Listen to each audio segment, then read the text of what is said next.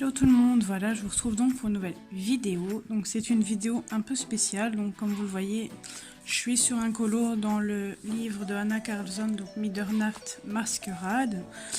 Et je fais cette petite vidéo pour répondre en fait au petit questionnaire de mon amie de la chaîne Colorfila, parce qu'elle a fait un quiz numéro 1. Et maintenant elle demande de faire le quiz numéro 2. Et du coup je me suis dit que j'allais faire aussi un color and chat. Apparemment à son premier quiz il y avait des youtubeuses qui ont fait aussi ça comme ça, donc je me suis dit ça peut faire passer un petit peu le temps pour vous de regarder une petite vidéo et en même temps que je puisse répondre à ces questions en même temps. Donc voilà, la première question qu'elle pose c'est: quel est votre papier préféré? Donc un seul, on pouvait mettre le lien donc sous sa vidéo. Donc le premier, je n'en ai qu'un seul d'un côté.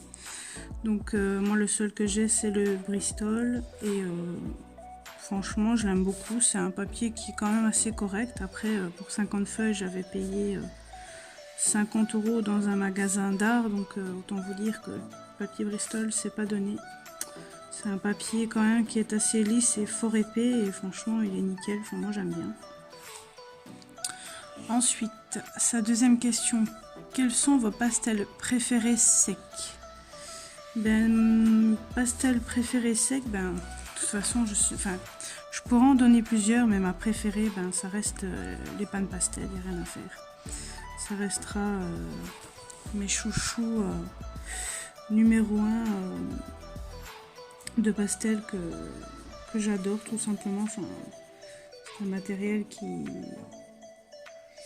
est génial, qui se travaille super bien et qui est gras et enfin c'est génial. J'adore ce matériel là. Question 3. Que faites-vous de tous vos coloriages terminés? Les PDF, si c'est des PDF, je commence seulement les PDF et les PDF sinon je les mets en porte-vue une fois terminé. Et ensuite tout ce qui est livre, tout ça, j'en ai pas encore une fois, enfin je n'en ai pas un seul de fini, mais si un jour ça devrait arriver, je garderai le livre forcément. Au prix où coûtent les livres, ça serait vraiment con de les jeter. Après chacun fait ce qu'il veut pour ses livres, etc. Enfin moi perso je saurais pas les jeter au prix que ça coûte. Et au moins ça permet de temps en temps de les visionner et ça fait toujours plaisir je pense, de visionner un livre qui est fini. On est fier d'avoir fini un livre. Donc personnellement je ne saurais pas jeter mes livres en tout cas. Ensuite, question 4. Si vous avez une chaîne YouTube dédiée au coloriage principalement, notez-la en com. Sinon notez votre chaîne colo préférée et une seule. Ça va être un peu difficile parce que j'aime beaucoup de youtubeuses. Il y en a au moins à peu près 10 que j'aime bien. Mais ma préférée restera toujours celle de Colorfila. Elle restera toujours la première youtubeuse que j'adore. C'est grâce à elle que j'ai encore accompli, qui m'a fait encore plus ancrer dans le colo, on va dire, qui m'a fait donner envie et qui m'a ruiné mon portefeuille, ma carte de crédit surtout. Et puis voilà. Et puis c'est ma copine. Ensuite, votre prochain achat, livre et matériel ou l'un ou l'autre? Je vous avoue que là, je ne vais pas savoir donner de nom parce que justement, je me suis fait une commande et je devrais en refaire une bientôt, mais je ne vais pas le dire dans la vidéo puisque ça sera dans un prochain haul. Mais bon, si j'avais les moyens, je me prendrais les Lightfast, ça c'est sûr, et un livre de Clara Markova. Mais autrement, là, ce sont des plus petites commandes que je me fais. Ensuite, les polychromos sont-ils des crayons à base d'huile ou à la cire? Les polychromos sont à base d'huile. D'ailleurs, les Holbein que je suis en train de me servir, si je ne dis pas de conneries, sont aussi à base d'huile, je crois. Je ne suis pas sûre, je suis pas très douée dans ces trucs-là. Mais à force que tu le répètes, Mélissa, ça les polis, j'ai retenu que c'était à l'huile. Alors ensuite, question matos. Donc ça j'ai dit pour les polychromos. Alors, de quelle année date la maison mère Faber-Castell? Alors là, je n'en sais rien du tout. J'adore ces crayons, mais pas au point de savoir de quelle année. À mon avis, c'est dans les 1930, je dirais. Après, je suis pas sûre du tout. Je suis pas. J'adore ces crayons, mais pas au point de connaître tout sur la gamme, on va dire. Donc voilà. Ensuite, où se situe la maison mère de Faber-Castell? Encore une question un peu compliquée parce que je ne sais pas. Je dirais peut-être les États-Unis, peut-être. Après, dire le département, je vais dire ça comme ça je ne sais pas. Mais je dirais les États-Unis. Après, je suis pas très douée pour ce genre de questions-là. Alors ensuite, je crois que j'ai répondu à tout. Ah non, il m'en reste 2, je pense. Ouais. Sur le divers, qui a créé les premiers vlogs spécial coloriage ainsi que les packs? Alors là, je n'en ai vraiment aucune idée. Je ne sais pas si c'est une chaîne anglaise qui aurait lancé ce truc-là.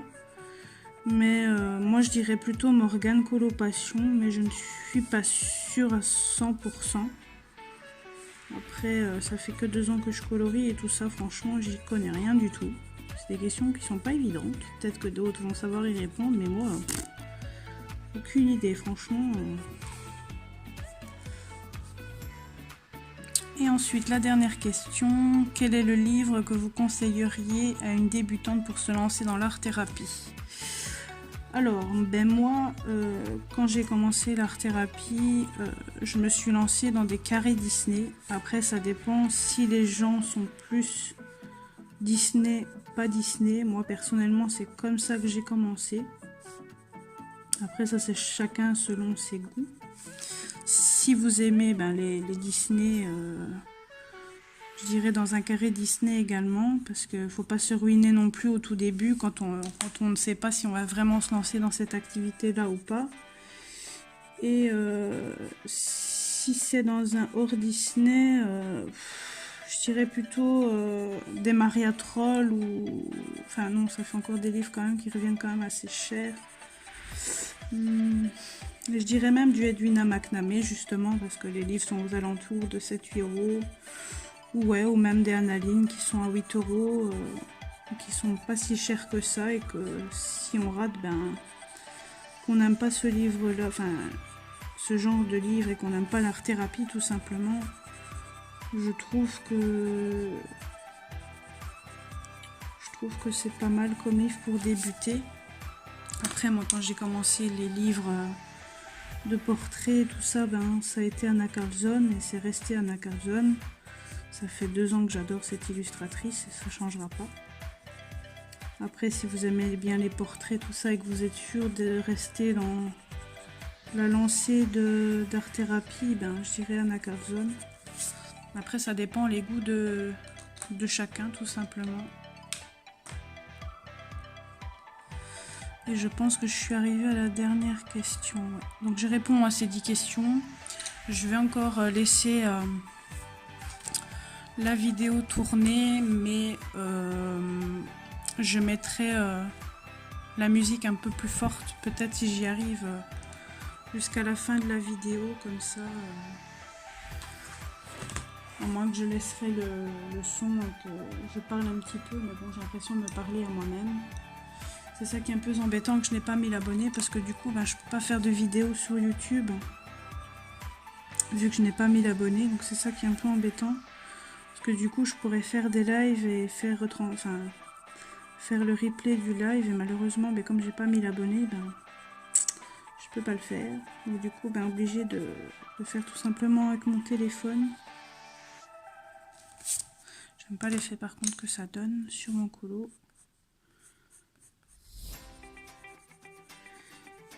Donc voilà, n'hésitez pas à aller voir la chaîne aussi de Mélissa et de répondre aux petits quiz, soit en vidéo ou sous son statut tout simplement, si vous n'avez pas de chaîne.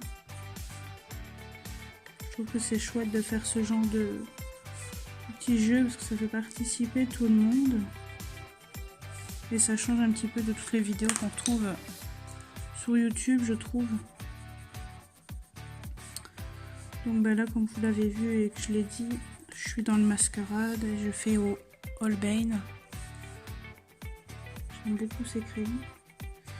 Après, je ne m'en sers pas souvent parce que c'est pas qu'ils s'utilisent vite, parce que je m'en sers pas tout le temps.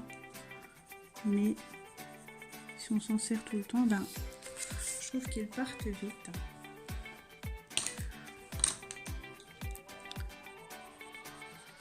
Dites-moi peut-être en commentaire sur quel livre vous êtes, quel colo vous avez en cours, quoi.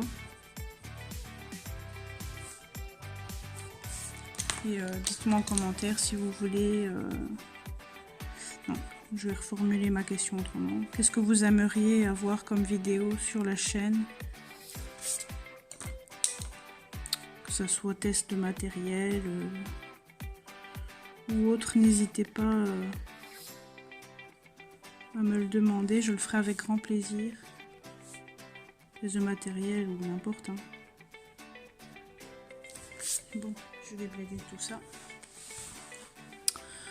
Voilà. Je ne sais pas si ce genre de vidéo vous plaît. N'hésitez pas à me le dire en dessous de la vidéo si vous aimez bien ce genre de vidéo. Et si vous aimez bien, ben, j'essaierai d'en faire un peu plus souvent, pas spécialement en répondant à des quiz, mais pour partager un petit moment avec vous, même si vous ne pouvez pas me répondre en direct. Mais bon, moi, j'aime bien faire ce genre de vidéo, ça ne me dérange pas. Après, sur du direct, je peux très bien en faire sur le groupe, mais il faut à ce moment-là venir nous rejoindre sur le groupe afin que vous puissiez voir les vidéos que je fais comme ceci, parce que j'en fais aussi sur le groupe, mais là d'office je peux être en direct, tandis que sur YouTube je ne peux pas.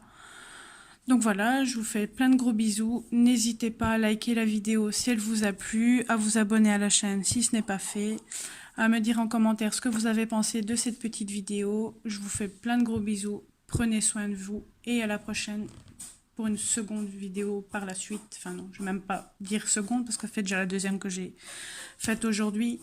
Je dirais plutôt à très bientôt pour une grosse vidéo haul, soit pour fin novembre, mi-décembre. Je ne sais pas quand est-ce que je recevrai mes achats.